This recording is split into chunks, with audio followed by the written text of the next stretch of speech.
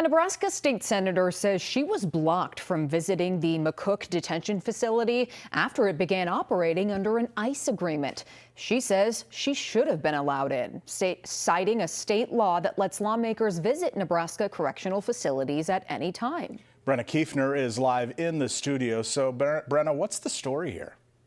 Brian and Aaron, State Senator Machaela Cavanaugh says state law should override the ICE contract. So now let's walk through the timeline of how we got here.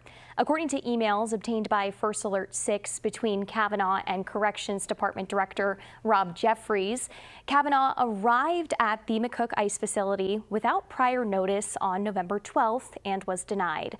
She then returned the next morning with roughly 12 hours notice and was denied again.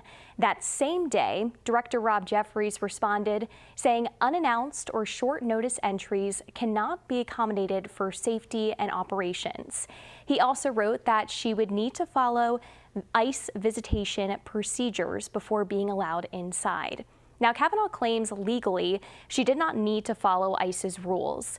She points out a line in the contract for the facility between the state and ICE, which states any provision conflicting with state law is null and void. Cavanaugh says the state's law giving legislators the authority to visit correctional facilities overrides ICE's own rules. We started housing people in a contract with the Department of Homeland Security's.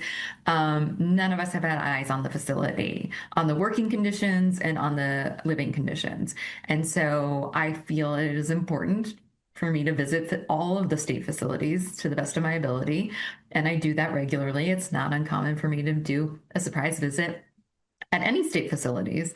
And so I thought it was important to do it here. Now, Senator Cavanaugh has asked the legislator's executive board to step in and called for public hearings. She says she may pursue legal action if the board does not act. Now, I asked the governor's office for a response. They say all visits to the work ethic camp are subject to approval and that a single member of the legislature cannot demand access to state facilities at any time. Live in the studio, Brenna Kiefner, First Alert 6. Brenna, thanks.